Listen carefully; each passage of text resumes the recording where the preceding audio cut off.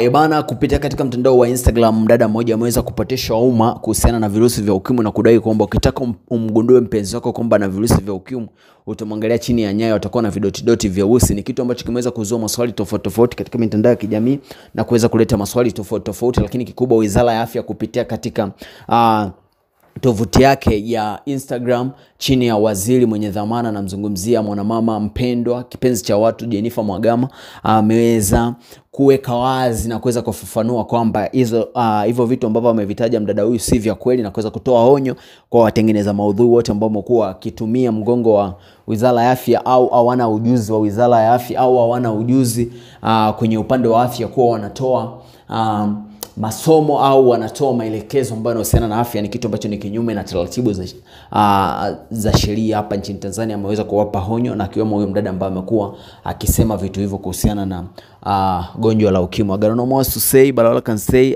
thank you for everything na sign out. Boom shakalaka.